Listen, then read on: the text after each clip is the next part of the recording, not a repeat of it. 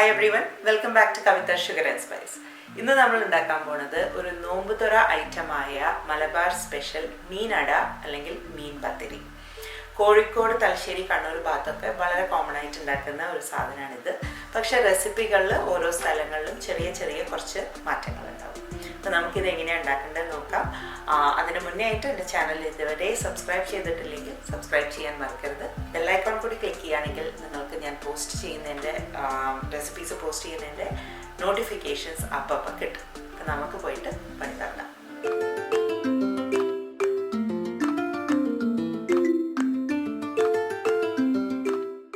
മീൻ പത്തിരി ഉണ്ടാക്കാനായിട്ട് ഞാനിവിടെ 2 അയക്കൂറ കഷ്ണങ്ങളാണ് എടുത്തിരിക്കുന്നത്, അതായത് കിങ് ഫിഷ്. ഇതിൽ മഞ്ഞളും ഉപ്പും മുളകും തേച്ച് ഒരു അരമണിക്കൂർ പെരക്കി വെച്ചതിന് ശേഷം ഷാലോ ഫ്രൈ ചെയ്തെടുത്തതാണ്. വല്ലാതെ ഡീപ്പ് ഫ്രൈ ചെയ്യേണ്ട ആവശ്യമില്ല. ഇനി നമുക്കിതിനെ മുള്ളിന്ന് അതിൻ്റെ ഇറച്ചി കഷ്ണങ്ങളൊക്കെ മാറ്റിയെടുക്കണം.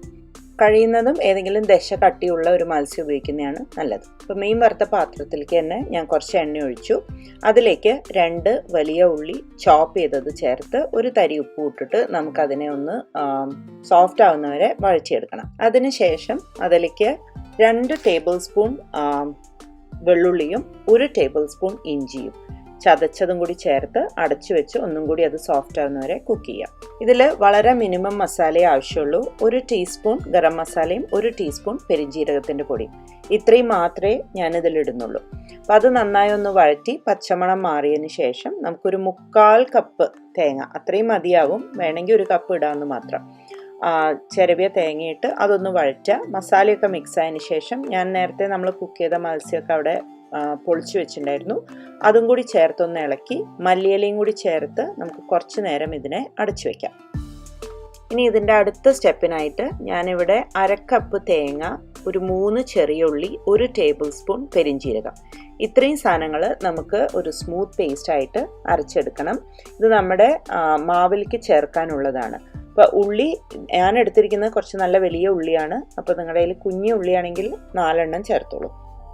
ഇനി നമ്മുടെ മീനടയുടെ മാവ് തയ്യാറാക്കാനായിട്ട് ഞാനിവിടെ 1/2 കപ്പ് അരിപ്പൊടി എടുത്തിട്ടുണ്ട്. അതിലേക്ക് ആവശ്യത്തിന് ഉപ്പിട്ടു, ഏകദേശം ഒരു 1/2 ടീസ്പൂൺ.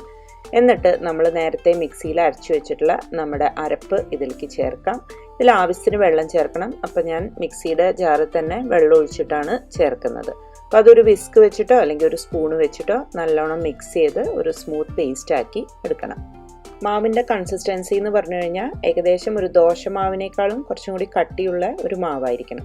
നമ്മളിത് ഒരു ഇഡ്ഡലി തട്ടിൽ വെച്ചിട്ടാണ് ഉണ്ടാക്കുന്നത്. അപ്പോൾ ഞാനിവിടെ മത്സ്യത്തിൻ്റെ ആ മിക്സ്ചറും ഇഡ്ഡലി തട്ടും കുറച്ച് മല്ലിയിലയും എടുത്തിട്ടുണ്ട്.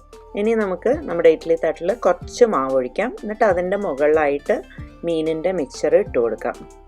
ഞാനിപ്പം എൻ്റെ ഇഡ്ഡലി തട്ടിൽ കുറച്ച് എണ്ണ തടവിയിട്ടാണ് മാവ് ഒഴിച്ചത്. അപ്പോൾ നിങ്ങളുടെ ഇതും ഒട്ടിപ്പിടിക്കുന്ന ടൈപ്പാണെങ്കിൽ കുറച്ച് എണ്ണ തടവിയിട്ട് വേണം ഒഴിക്കാൻ. മത്സ്യം ഇട്ടതിൻ്റെ ശേഷം നമുക്കതിൻ്റെ മുകളിലായിട്ട് മാവ് ഇട്ടിട്ട് ഒന്ന് മൂടണം.